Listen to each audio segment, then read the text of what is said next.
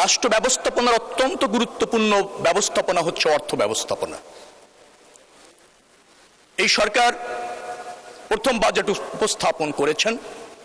Budget হচ্ছে রাষ্ট্র কর্তৃক আহরিত অর্থের সর্বোত্তম ব্যবহারের সম্ভাব্য চিত্র, যেটা এই সংসদে উত্থাপিত হয়েছে।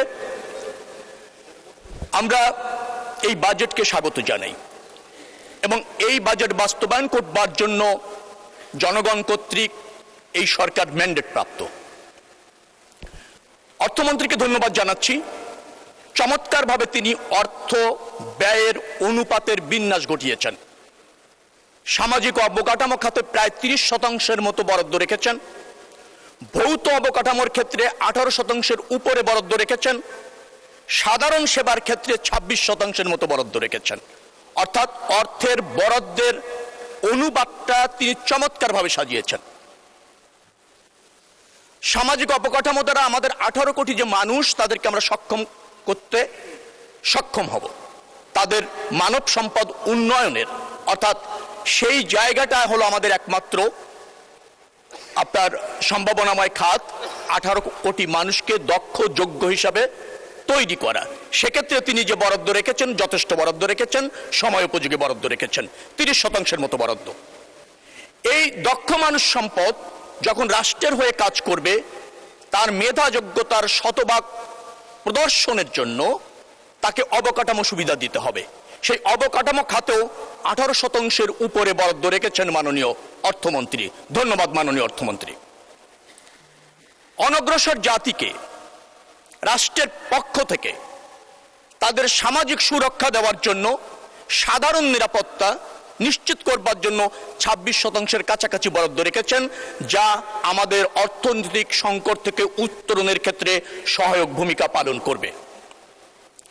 এই অর্থ বরাদ্দের যে অনুপাত, সেটি বাস্তবতা বিবেচনা করে আমাদের সম্ভাব্য খাতকে রাষ্ট্রীয় প্রয়োজনে ব্যবহার করার মানসে মাননীয় অর্থমন্ত্রী যে ডিস্ট্রিবিউশন করেছেন, তার জন্য আমি মাননীয় অর্থমন্ত্রীকে ধন্যবাদ জানাচ্ছি। মাননীয় স্পিকার, আহরিত অর্থের 2 ধরনের ব্যয় রাষ্ট্র করে। একটি হচ্ছে অনুন্নয়ন ব্যয়, আর একটি হচ্ছে উন্নয়ন ব্যয়। অনুন্নয়ন ব্যয় মানে হচ্ছে রাষ্ট্র পরিচালনা ব্যয়। রাষ্ট্র পরিচালনা ব্যয়ের ক্ষেত্র মাননীয় অর্থমন্ত্রী, যেটা গত অর্থ বছরে ছিল 72.7% বরাদ্দকৃত অর্থের, সেখান থেকে কমিয়ে তিনি নিয়ে আসছেন 66.3%।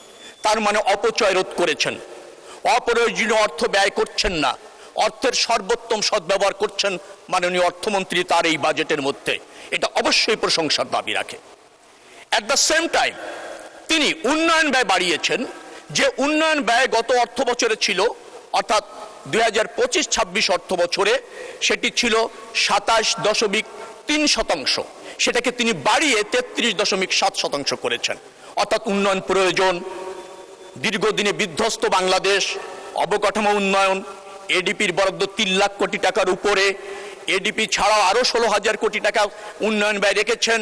সবকিছু মিলিয়ে বাংলাদেশের মানুষের উন্নয়নকে অগ্রাধিকার দেওয়া হয়েছে এই বাজেটে। এই জন্য মাননীয় অর্থমন্ত্রীকে আবার ধন্যবাদ। অনুন্নয়ন ব্যয়ের মধ্যে যেটা ফ্যাসিস্ট সরকার এই জাতির জন্য কলঙ্ক হিসাবে চাপিয়ে দিয়ে গিয়েছিল, অর্থাৎ প্রচুর ঋণ,